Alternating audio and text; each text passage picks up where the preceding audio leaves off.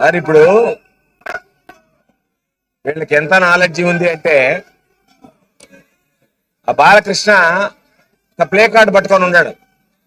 ఒకసారి చూడండి, దాంట్లో ఏమి రాసుకొని తీసుకొని వచ్చాడంటే రిలీజ్ ఆఫ్ చంద్రబాబు నాయుడుని వెంటనే బేషరతుగా విడుదల చేయండి అని మీ దగ్గరికి తీసుకొచ్చాడు. అది అంటే ఈ అసెంబ్లీ ప్రభుత్వం విడుదల చేయాలన్నా కోర్టులో బెయిల్ వేసుకొని కోర్టులో విడుదల చేయించుకోవాలనేటువంటి కనీస అవగాహన లేనటువంటి ఇటువంటి వాళ్ళు, పనికిమాలినటువంటి వాళ్ళు వచ్చి పనికిమాలినటువంటి మాటలు మాట్లాడి వీళ్ళ దగ్గర ఎంత దరిద్రం అంటే, సార్ ఇది 3,300 కోట్ల కుంభకోణం, 300 కోట్ల రూపాయలు చంద్రబాబు దోపిడీ చేసినటువంటిది.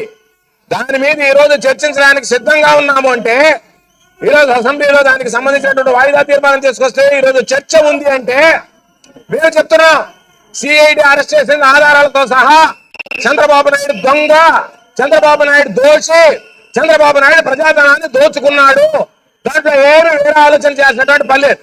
పాపం వాళ్ళు కూడా చెప్తున్నారు మేము తప్పు చేయలేదని చెప్పడం లేదు, వాళ్ళు చేశారు వీళ్ళు చేశారని వేరే వాళ్ళ మీద నెపం నెడుతున్నారు తప్ప మేము తప్పు చేశాము అని చెప్పిన వాళ్ళు ఇండైరెక్ట్ గా ఒప్పుకుంటున్నారు. అయితే మేము మాట్లాడడమో వాళ్ళు మాట్లాడడమో కాదు కదా, ఇద్దరం కలిసి మాట్లాడడానికి వేదిక ఈ అసెంబ్లీ. దానికి ప్రభుత్వం సిద్ధంగా ఉంది మాట్లాడటానికి. నేను తెలుగుదేశం పార్టీ నాయకులకి ఛాలెంజ్ చేస్తున్నా, మీకు దమ్ము ధైర్యం ఉంటే మీరు ఈరోజు దాని మీద చర్చించండి, చర్చకు మీరు రాయండి, మాట్లాడదాం. అంతే తప్ప గొడవ చేసి పలాయనం చెతగించి పిరికి పందలాగా పారిపోయి నోటికొచ్చినట్టు మాట్లాడితే, నోరు అదుపులో పెట్టుకోకపోతే జరిగేటువంటి పరిణామాలకి బాధ్యత వహించాల్సి వస్తుంది అనేటువంటిది గుర్తుంచుకోమని చెప్తున్నాం సార్. చేతగా కాదు, సభా గౌరవం పట్ల మర్యాద ఉంది కాబట్టి గౌరవంగా సంయమనం పాటిస్తున్నాను తప్ప, లేకపోతే వాళ్ళ రౌడీజాన్ని చూసి భయపడో లేదా వాళ్ళు మాట్లాడేటువంటి మాటలకు సమాధానం చెప్పలేనటువంటి పరిస్థితుల్లో మాత్రం లేవు.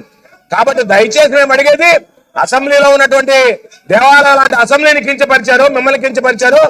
ఏదన్నా పాపం వచ్చేవాడు అదేదన్నా అడుక్కు తినే అలవాటు ఉంది కదా చంద్రబాబు నాయుడు దగ్గర నుంచి వాళ్ళకి, అందుకని ఏదన్నా చిల్లర కోసరం ఏదన్నా ఆ విజిల్స్ చీటీలు కొడుతున్నారో తెలియదు, అవసరంగా చెప్పానండి ఆ చిల్లర అసెంబ్లీ వెళ్ళిపోమన్నాడు, దానికోసం వచ్చినట్టున్నారు తప్ప అసెంబ్లీ గురించి ప్రజల సమస్య గురించి పట్టించుకోలేదు.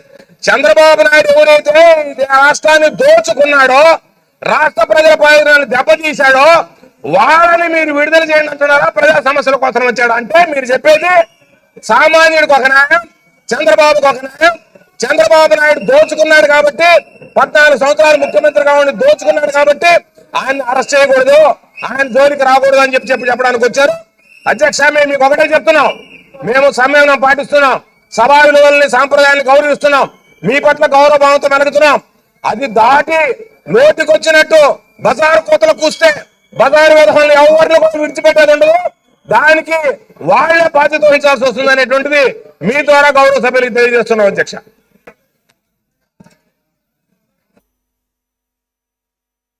అంబటి రాంబాబు గారు.